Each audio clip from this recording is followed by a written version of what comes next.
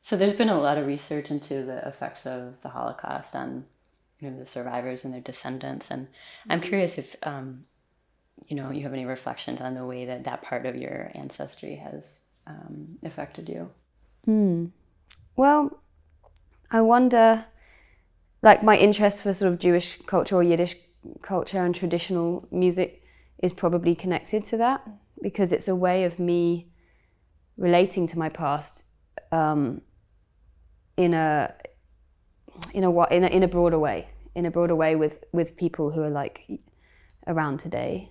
I suppose I have had people talk about dreams sometimes. I have had some quite strange dreams where I am my grandmother on her journey to London, or I put myself in her shoes in my dreams, not on purpose, it just happens. Or I have, or people are standing around and they're going to shoot me, or I've killed people. I mean, I love a good dream murder. Yeah, and I used to have ones where I had lots where I've been in concentration camps, basically, which I heard is, which no one kind of fed that to me. That just came out of my imagination, and I think that's apparently quite common. Luckily, I haven't had any recently, but the one about my granny escaping was really, really vivid. It was like I was really her and I was really going to die. And I don't think that was the reality. I mean, the people getting on the train to London weren't. They were just being shipped in from the cities. So,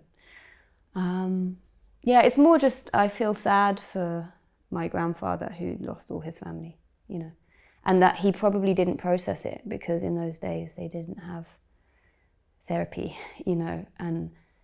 and he died quite young, like before I was born. I never met him. He sounds really interesting, but I can't imagine what it's like carrying that. And then my dad also doesn't really express his feelings. So I feel I've got 3 sisters. For me and my sisters, we're very interested in understanding their experience and thinking about that. And we feel that it affects our life now because it